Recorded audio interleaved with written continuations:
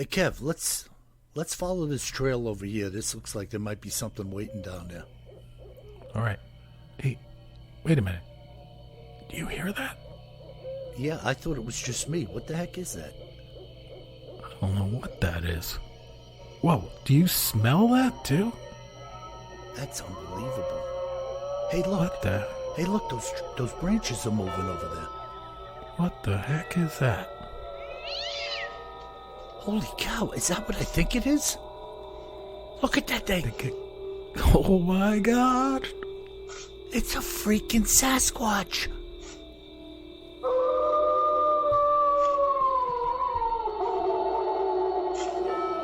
Welcome to the Bigfoot Terror in the Woods Sightings and Encounters podcast. My name is W.J. Sheehan, author of the series of books Bigfoot Terror in the Woods Sightings and Encounters. 10 volumes available at Amazon in paperback, ebook, and Kindle format. And for you audio buffs, volumes 1 through 9 available for your listening pleasure at Audible, Amazon, and iTunes as well. Pardon me for the snafu. And now, may I introduce you to my brother and co-host, KJ Sheehan. Kev, how are you? I'm doing great, Bill. Well, you know, no one can accuse us of taking a shortcut and pre-recording the introduction every week. Every week is a new authentic adventure. Well, Kevin and I are doing this in the morning. We have random times when we get together to do our podcast. And, of course, I worked last night, Kev. And I get up here, and I guess I'm on delay. Yeah, that's all right. And folks that are relatively new to the podcast, you know, it's important to understand that Bill and I are 600 miles apart when we record the podcast.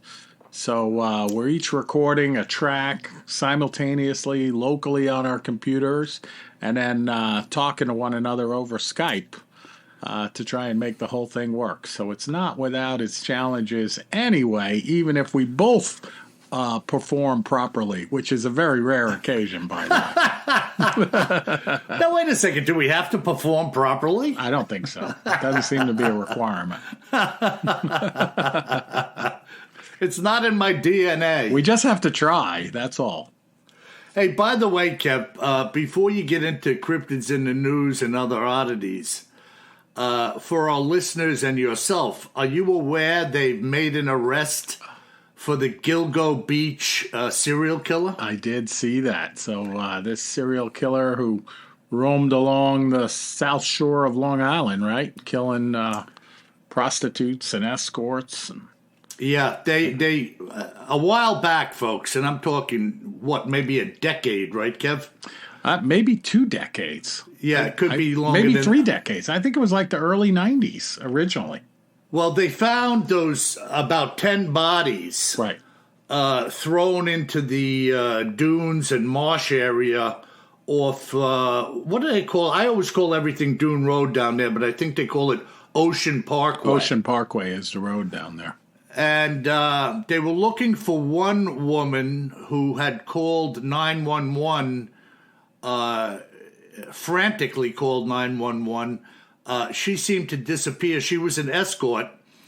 And in looking for her, they wound up finding, I believe it was 10 other bodies. Right.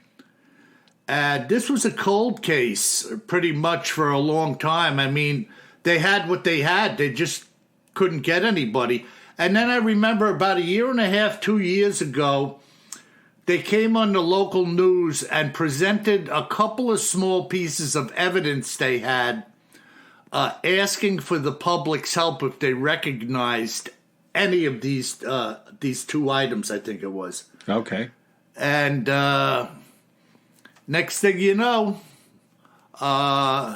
day before yesterday or yesterday morning. Yesterday, yeah.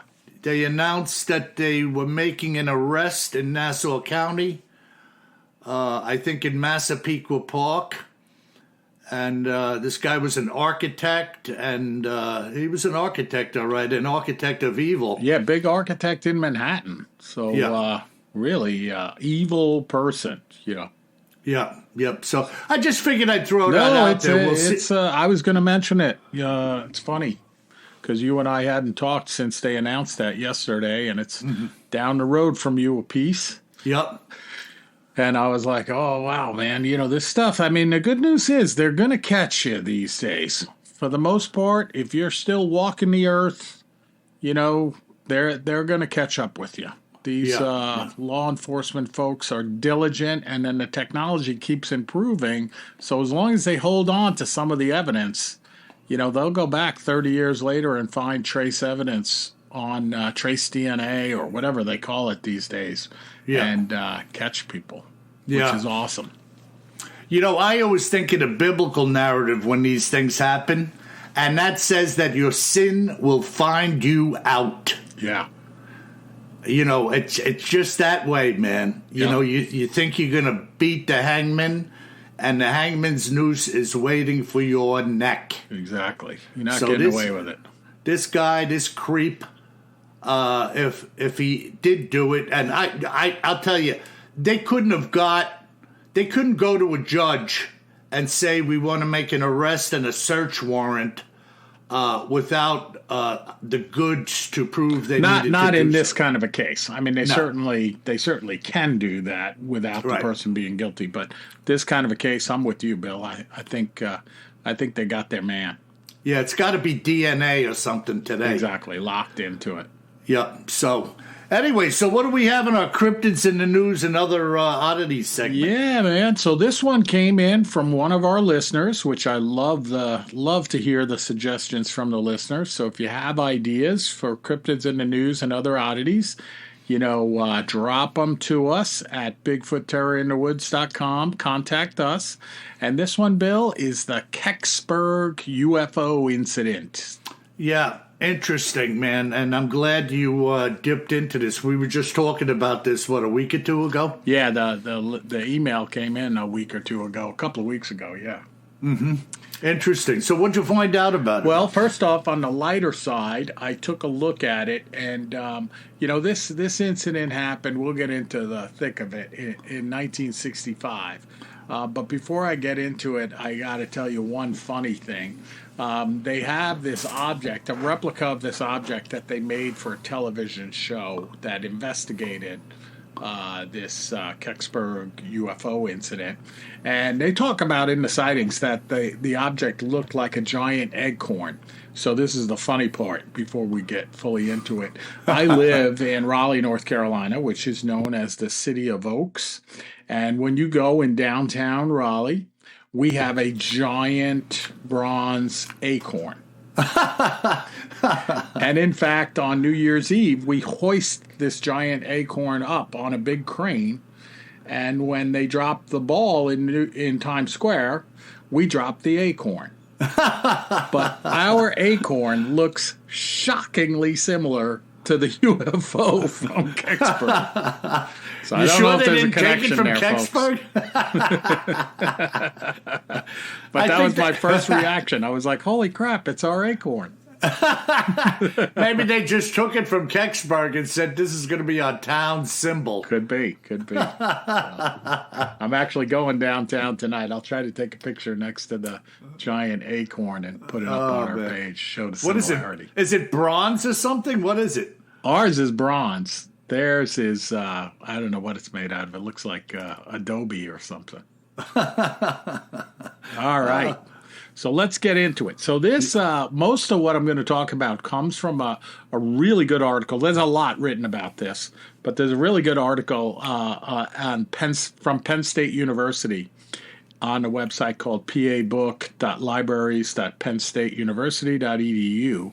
And this is written by a guy named Matthew Dinkle. And I found it to be the most informative and the most balanced. So we're going to primarily talk about that article.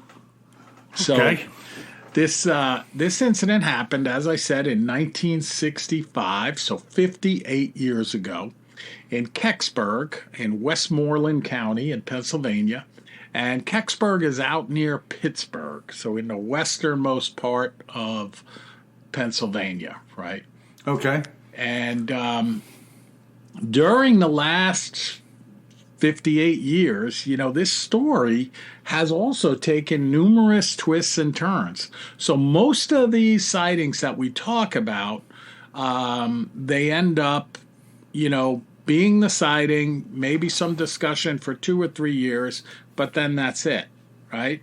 And in this case, there's been different things coming up, lawsuits, etc., statements by NASA, more investigations and stuff like that during the last 58 years. So I think that's pretty interesting. All surrounding this Kecksburg UFO sighting? This particular incident, yeah. So let's get into it. And this was highly publicized in newspapers around the country, certainly in and around western Pennsylvania, but all around the country. Okay. So here's how it goes. On December 9th, 1965, so picture that, right? You're getting ready for Christmas, putting up the Christmas lights and stuff like that. A fireball streaks across the sky above the northeastern U.S. So people see it as far apart as Indiana, New York, Virginia, Ontario, Canada, and this fireball is reported in newspapers across the country. So not necessarily the UFO yet, but the fireball. Wow. And the falling object even touches off many small fires throughout Ohio and Pennsylvania as the flaming debris falls from it. Wow, so it was losing part of its makeup flying. And making it to the ground. So that tells you it was pretty close, right? Mm-hmm. So then, in this little town of Kecksburg, Pennsylvania, many witnesses claim that the object crashed into the woods nearby their town. And, there are folks, I have to say, that believe that this was an optical illusion, because it's hard to tell when you see one of these flaming, meteors, comets. If it was a meteor or comet, it looks closer than it is, kind of the old statement. So there are a lot of folks that say, this was an optical illusion. But that said, at that time, the U.S. Army took the sightings very seriously. And they came out to the site with state troopers. I'm sure the state troopers showed up first. And the area was roped off. And citizens who came out to the woods to investigate the falling object were turned back by armed men. Yeah, you're not protecting a meteorite with armed men. No. So, the Army, after coming out, roping off the area, doing an investigation, you're going to be shocked, Bill, they said that nothing was found. Of course nothing was found. Except for a bear that looked like Bigfoot. No, I'm just kidding about that. Oh, my God. But the witnesses around the town highly dispute this claim. So one of them, Bill Buellbush, claims he saw the object turn around in the sky, quote, just like it was controlled, unquote, before crashing into the woods. Intrigued, he drove out to investigate and found a 10-foot-long acorn-shaped object smoldering in the woods. The way it glowed, cracked, and sparked scared Buellbush, who says he did not get too close to the object, and when he heard people coming, he ran out of there.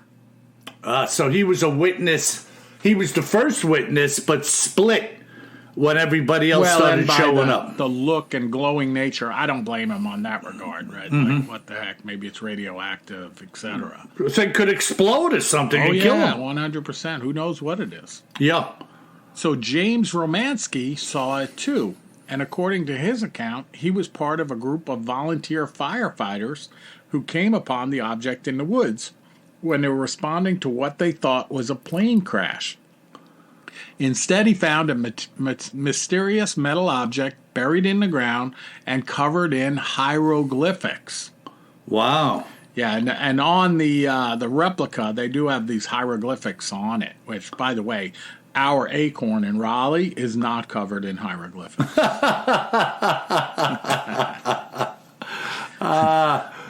So James Romanski claims that he was ordered to leave by mysterious men in trench coats, and that he later saw the military carry the object away on a flatbed truck. And the flatbed truck carrying a mysterious object was later seen leaving the area by a number of other witnesses. But they didn't find anything, Bill. You know, something comes to my mind, not to interrupt you, but in the RAF Bentwaters UFO flak that happened over in Great Britain, when they got up close on this little hovering UFO, a couple of these guys, they saw something that looked like hieroglyphics on the body of this little Yeah, we have heard craft. of that before, you know, which makes sense. You know, if there is, you know, alien beings out there, visitors from another, you know, universe, solar system, you know, I doubt their language. If they have a written language of communication, it's not going to be English, you know. Not likely. Maybe, you know, it was actually stamped, you know, made in Japan or something. Could be. So, you know, there's a lot of witnesses, and of course, you know, the author writes they are attacked and discredited by the more skeptical members of the town, right? Why did Buellbush run away? Can Romanski be trusted in light of his criminal record? Apparently he had a little bit of a criminal record. And what about this guy Rumbacher? So I didn't mention him, but he was a security officer for the Air Force who claimed to have guarded the object when which arrived on a flatbed truck and which he believed was not of this world. Well, now they're discrediting him because he's now a UFO investigator. So it's like, well, you know, let's see. Why would you become a UFO investigator if you actually saw a UFO that was being hidden potentially by the U.S. Air Force? So, I don't know. Sounds crazy to me. Yeah, it's all crazy. Yep. And by no means so has the evidence stopped developing. So this is what I was talking about. So, or an example. In an article in the Daily Courier published November 9th, 2010, okay, so 1965 to 2010, Stan Gordon, who has spent years researching the topic, claims that I just recently had numerous people speak to me about the incident. If anything, deciphering what happened has only gotten more confusing.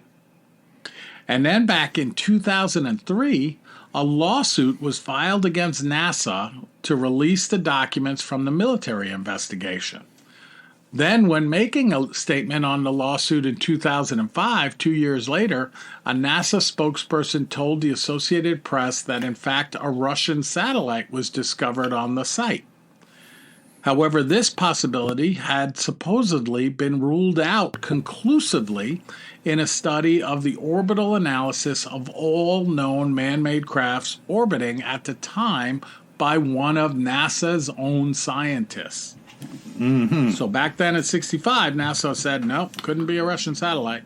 And then in 2005, yeah, you know, it was a Russian satellite. Yeah, well, listen, according to the one witness, aside from everything else, a satellite falling from the sky is not going to pull a U-turn before it crashes. No, not usually. You know, it's nonsense. Yeah. And then, yeah, so this author writes about, so what really happened? You know, it's likely that most of us will never know for sure. I agree with that. And those who claim to know will never, there will be others that don't agree. However, it's easy to see that this has had a significant effect on this small town to this day. And of course, they have a little bit of fun in the town now, where they have, you know, UFO stores and a UFO festival and things like that. But I'm by no means suggesting that they made this whole thing up to profit from it as a town, right? Like that's just ridiculous. So yeah, well, some people took off with it a little bit, you know, like some of these places where they have the Bigfoot shops and things where, stories about Bigfoot are prevalent, Yeah, you can't stop them. You can't stop them. So, what are you going to do? And then in some other articles, I'll close with this. There are some other articles that talk about the fact that folks went after the documents from NASA about this, and they filed a lawsuit allegedly around the Freedom of Information site, and NASA said that they lost the documents. Yeah, what do you think they were lost? Well, yeah, it's hard to believe, but they do cite, NASA came public and cited that we often lose documents.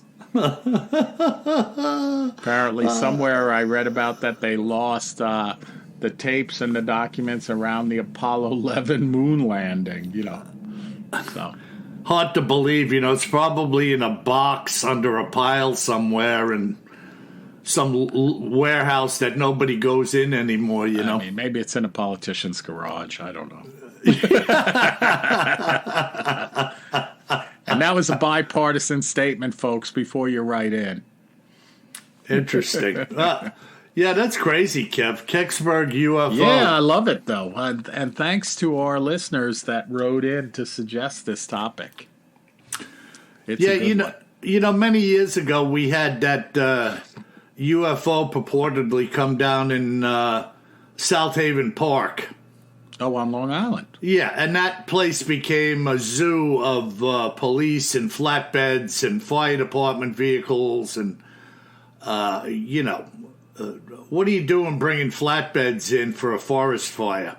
Yeah, so that must have happened after I moved away. I don't remember that one. Yeah, but I mean, are you planning to take away burning trees? Yeah, exactly. No UFO to be seen here, folks. Look over there. Look. I think we're doing a press conference over there.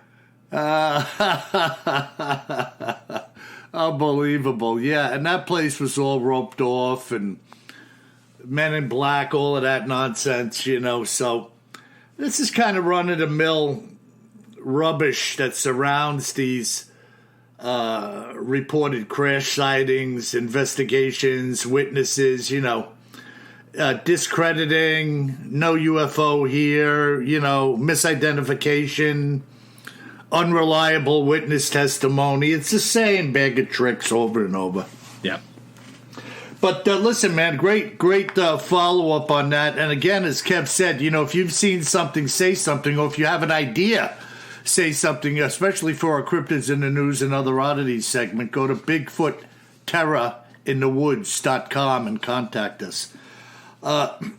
This account that I'm going to talk to you about, I want you to know that, first of all, nobody's name that I use in these accounts is the actual individual. I just randomly, it might be the right first name, completely different list. It might not be their name at all. So, and I always try to do my best in my interviews to pull out as much details as I can, and I can only do what the witness affords me the ability to do. In other words, what they say to me, how detail-oriented they are, and, of course, myself believing that they're telling me the truth. So this is a really interesting account, and in an area that is by no means new to UFO, to Bigfoot sightings, and even investigations. So let me get into this here. This following hair-raising account came to me by way of Eugene Granger, a resident of the state of Louisiana. This is what Eugene and his family experienced in none other than the East Texas Big Thicket. As I told you when we first spoke, Bill, I was in no way, shape, or form a Bigfoot enthusiast leading up to the night, which I will tell you about. But believe it or not, I stumbled upon a podcast about Bigfoot and decided to give it a listen while I was driving. As fate would have it, During this podcast, they were talking about a wild affair they had with this creature in what is known as the East Texas Big Thicket, which happens to be 20 miles from my daughter's home, which is exactly where I was heading while I was listening to it. My two grandsons are much like all the other kids today, spending every waking hour doodling around with their phones and games. So on the way, I was planning to take them out for a bit of nighttime escapades in the woods.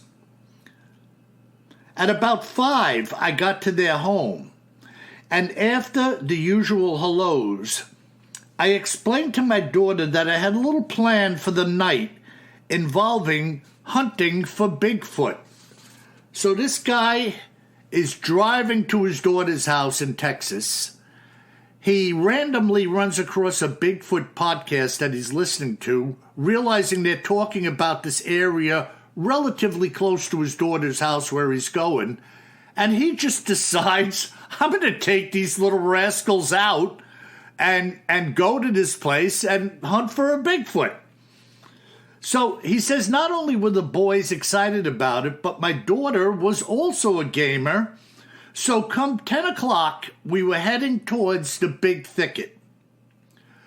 I did have a .44 caliber sidearm, so I didn't want you to think that I was utterly foolhardy at the time as we neared the area at 11 p.m. I don't know if this guy is stupid or what, but coming right out of the gate. He's definitely a little cray-cray. Going into the Big Thicket at 11 p.m. with his daughter and two youngsters. Yeah, good idea. So on this podcast, these fellas were talking about rocks thrown at them, sticks and logs, and all kinds of hooting and hollering going on in these woods. And I thought it would be, at the very least, a spooky and adventurous thing to do, getting the boys out of the house for the night. What a mistake. Bill, I've been a hunter since my youth in Louisiana, having shot all kinds of game from deer to crows. But what happened that night rocked my world. Some roads were leading around in this place, and as I drove in for a bit, I stopped my vehicle to listen. While going, there were deer alongside the roads, and I even spied out a couple of hogs in the headlights. But as we exited the vehicle, I was immediately aware of dead silence within the area of woods I now was, which had me a bit unnerved. Alongside the car trail, the woods indicated the area's naming. It was dense and thick, and not so much as the sound of a single cricket was coming out of it.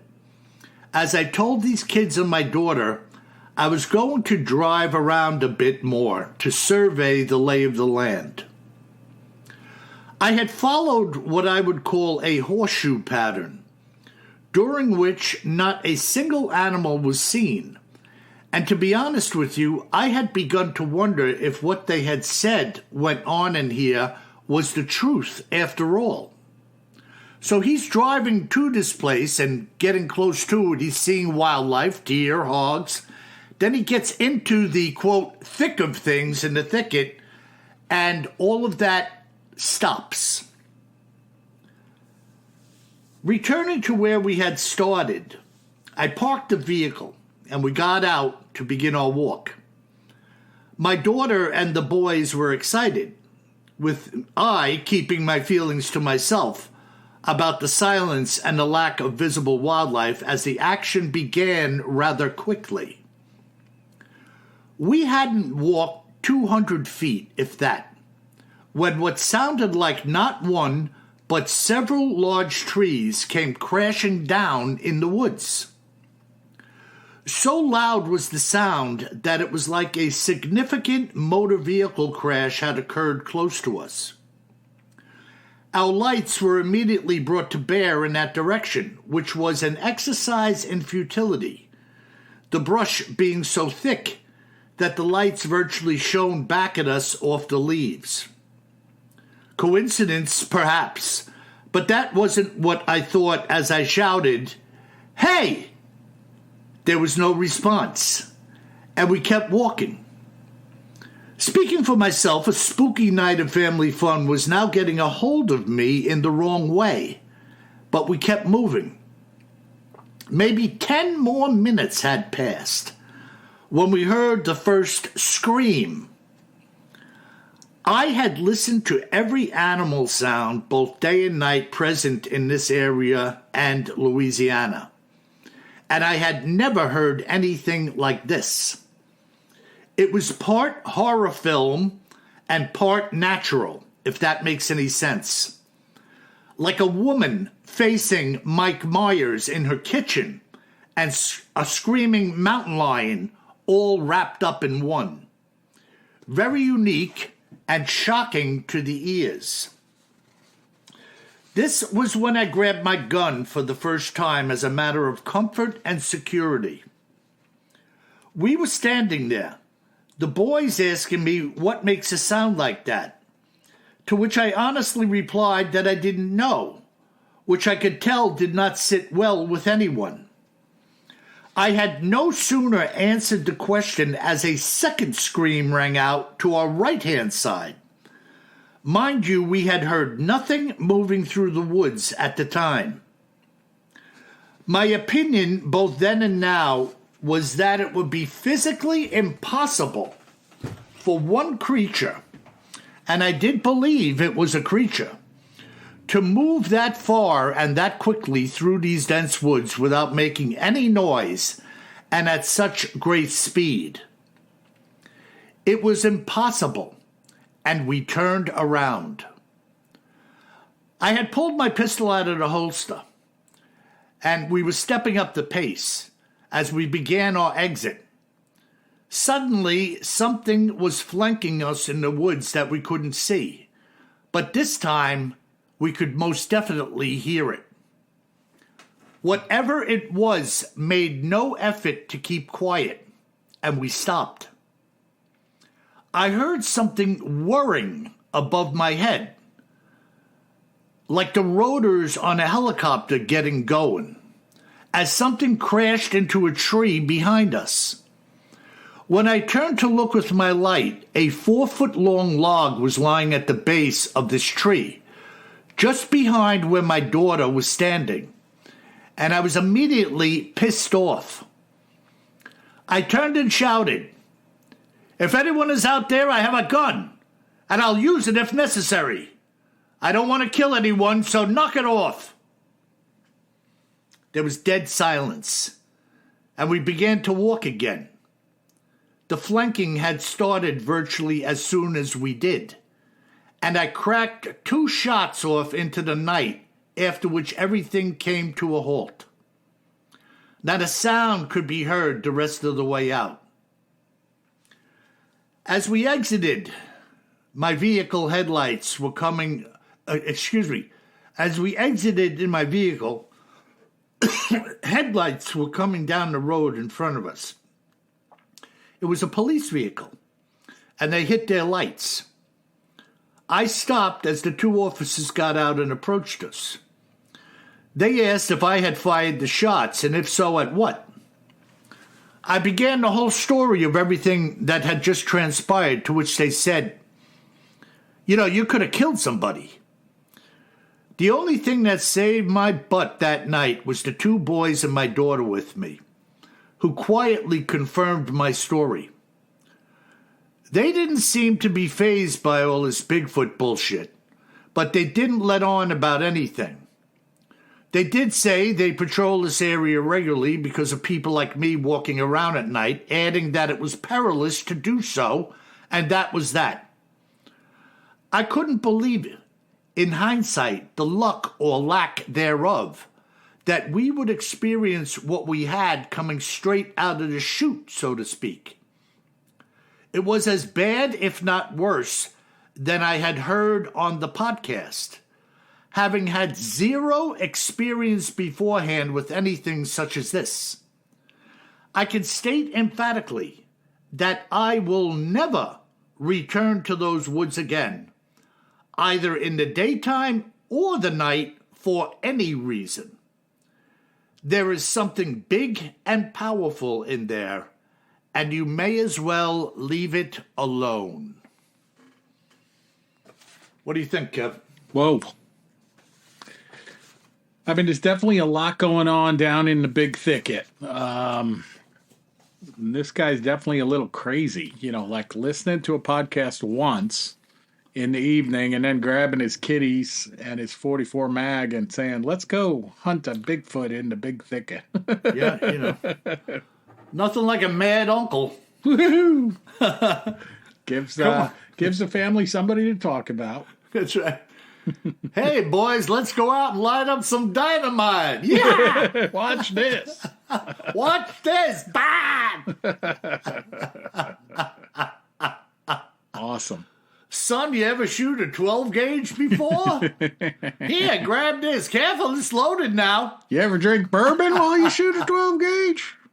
Just squeeze the trigger and knock you on your buns. Yeah, no, I mean crazy, Bill. But again, there's a lot of critters out there in the Big Thicket, including all the Bigfoot sightings. Yeah, I find it really interesting. And Kev, when I was talking to this fella, he sounded really credible and sincere in his story. Right. And I said to myself, is this just like beginner's luck, or as he said, or lack thereof? Because having done it and what happened to them, he was just like, never again. Now, I feel fortunate that we got out of the woods and nobody was injured. But listening to this podcast and just deciding to go for it the very same evening like he was possessed was crazy, Yeah, no. Very, very bizarre, man. Yep, crazy stuff. The Big Thicket strikes again. No doubt about it. Watch out for that Big Thicket. Yeah, and the cops told him that they regularly patrol in here, looking for people like you. Yeah, well, people walking around with guns, shooting them off in the dark on, a weekend night, I'm sure. Yeah, well, bullets fly, you know what I mean? Yeah. So you a pop lot further than most people realize. Yeah, you hit a couple of rounds, who knows where they ended. Exactly. But, yeah, so that's it, man. Pretty crazy, yeah? Crazy story. Good stuff. Mm-hmm. So what do we have in our list of mail, bro? Yeah, so we got a few emails this week. We're going to start out with one that's pretty darn interesting. So this comes in from Keith. And Keith has like a theory he calls it the feral human theory.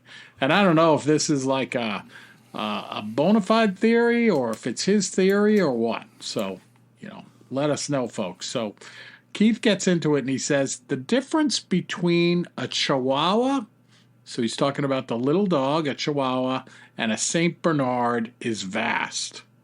In terms of scale, it's roughly a 10-to-1 ratio. The difference in DNA between these two animals is barely measurable. The genetic expression is easily measured, but they share very similar DNA. Mm-hmm. The concentration of dominant and recessive genes determine what kind of dog we see. All the original genetic coding is held within the DNA. That's why a dog is always a dog and can be linked to a wolf. Selective breeding concentrates the genes the breeder wants to be expressed. Consider for a moment the domesticated pig. It's cute, it's pink, and it looks like the famous movie pig, Babe. Now turn Babe loose in the wild and track her down years later. She will have likely dramatically changed. She will look more like Pumbaa from The Lion King.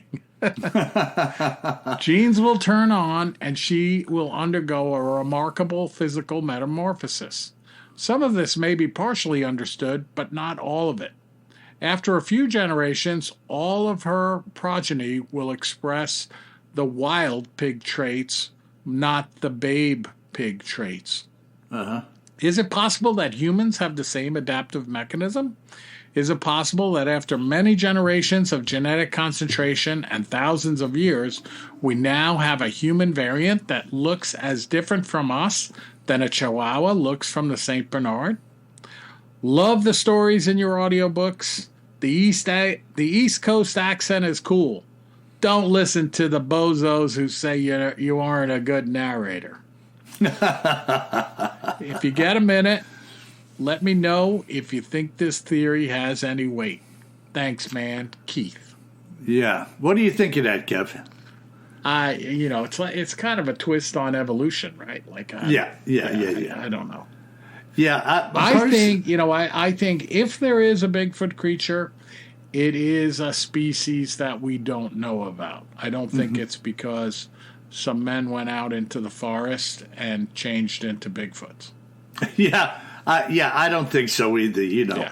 It's, even if domesticated pigs escape, to me, the only thing they're going to resort back to is they're no longer being fed by Farmer Brown, and they're going to start doing whatever they have to do, perhaps fighting, defending themselves, doing whatever they need to do to get food, and going wherever they need to go to get it. Yeah, maybe just digging around in the woods for some lovely truffles.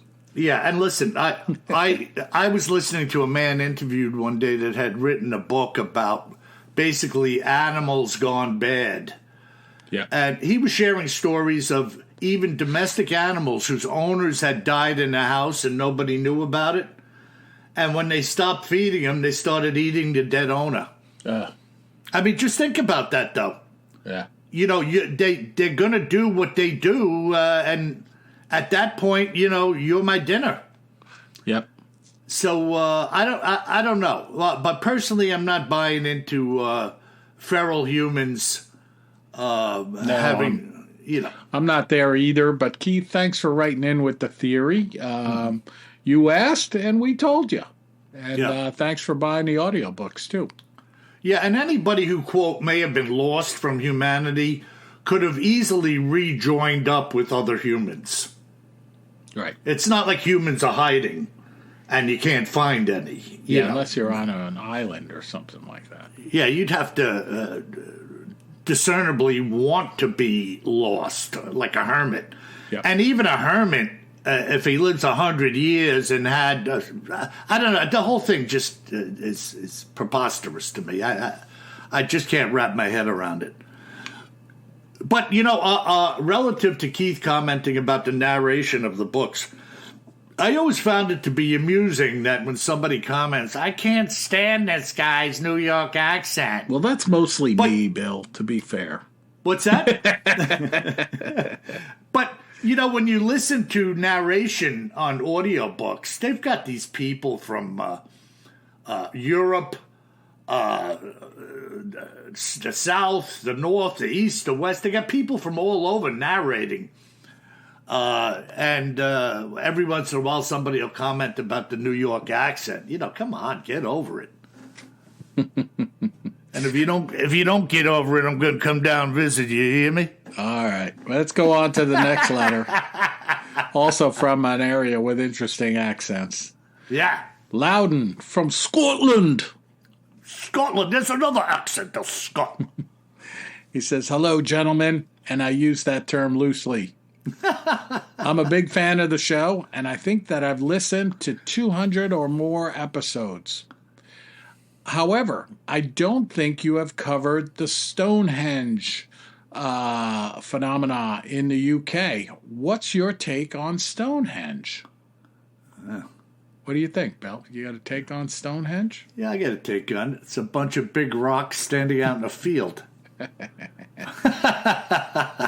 No, I think these things are evidently ceremonial markers put up by people, for possible festivals or maybe marking the heavens or the movement of the planets. Yeah, keeping track of time and seasons, right? Yeah, they're not alive. We can't talk to them, but I think it's pretty obvious just looking at it that it was deliberately formed in an arrangement. Precisely what for, we don't know. There's a lot of speculation, but I don't think it's anything super mysterious. It's just like another ancient relic left on our planet by people that have gone before us. Yeah, probably one of the more mysterious parts of it is the size and scale of the rocks, Mm-hmm. And they didn't find them in a pile of rocks, right? They're arranged out in a field, kind of in the middle of nowhere. And then also, getting that precise alignment so that they I think they align with the summer solstice and winter solstice. But actually, Loudon, I'm actually going over there in August to see Stonehenge. So I will let you know, and we will likely report on Stonehenge before I go, and definitely after I go as well. Kev, I don't know what it is about we as modern humans. Do we have to believe that everybody who's gone before us were absolute ignoramuses? And that only we have the keys to wisdom, like these people knew nothing? I mean, I'm sure they were trying to figure some things out that we now have figured out. But there was you read like Aristotle and Plato, and I mean, these guys were real thinkers. And, it just doesn't make sense to me that they couldn't have figured out ways to cut stone and to move big things. And, we act like, they were just crawling around in a cave with a stick to defend themselves and they couldn't do anything else. I don't buy into that. I think they were developing skills based on God-given wisdom, and it just took time. Yep. Passage of time, No, I agree. We're a little biased looking back in time that, although the folks didn't have the technology that we have today, we have no viable reason, I would propose, that the people were any less intelligent. Yeah. Not yet. Maybe less of the population, because less schooling, stuff like that, but their basic intellect shouldn't be any less than ours. And I'll tell you something else. This is really a sideline. I love art. I really enjoy looking at fine paintings. And my opinion is this, that the old school painters excelled above and beyond that which we see today. I mean, I look at some of these things, Caravaggio, Michelangelo, Rembrandt, the level, meticulous detail, man, it just blows my mind. And, I'm not sitting with them. The paintbrushes they had, the pigments they mixed, I'm sure they had it together, man. And this stuff stands alone, separate from all the rest. The masterpieces. Of course, there are more modern ones, but it's you got to appreciate those classic masterpieces. And the sculptures from the Renaissance. The sculptures blow me away. Seeing some of those when I was over in Italy years ago, and seeing the Pieta. There's a sculpture called Daphne fleeing from Apollo, I think it is, out of marble, and the legend goes as Apollo's chasing Daphne, she's turning into a tree. And like you stand next to the statue, you can stand right next to it. You could touch it, but they don't want you to. And you can see the leaves growing out of her fingertips. Unbelievable. I mean, it's just like, how did they even do it? Yeah.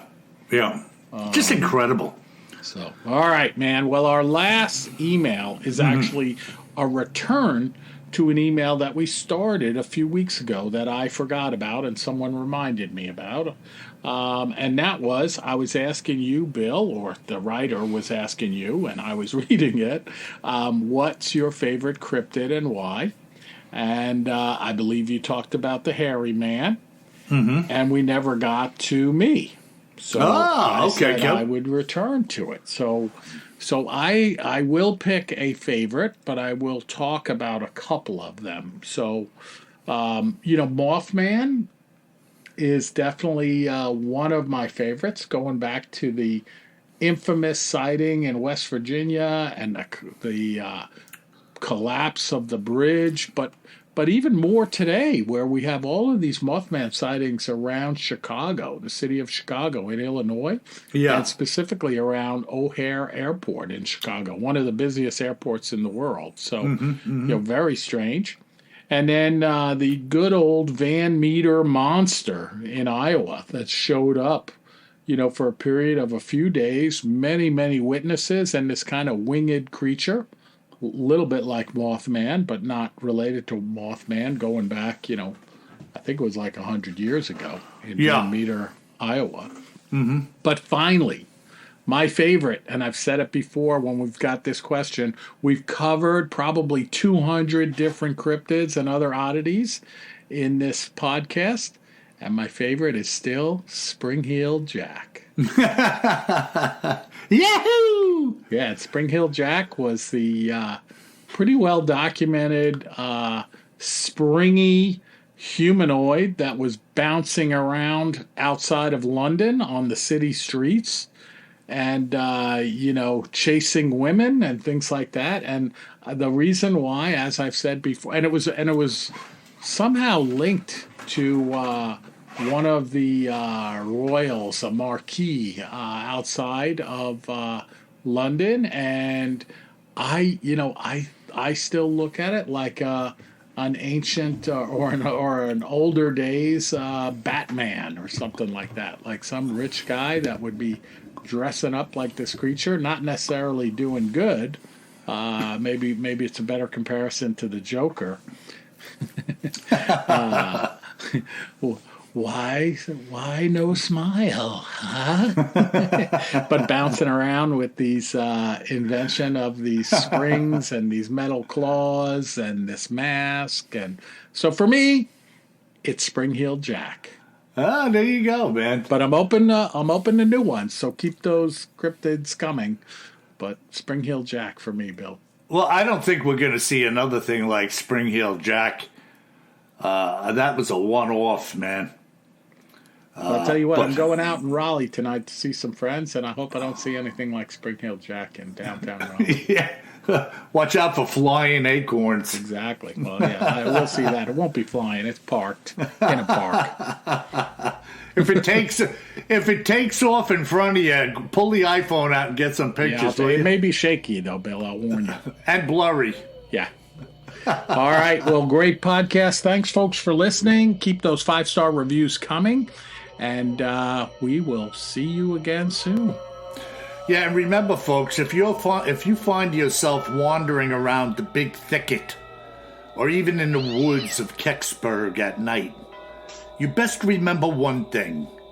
Always carry more gun than you think you're going to need. Sleep tight.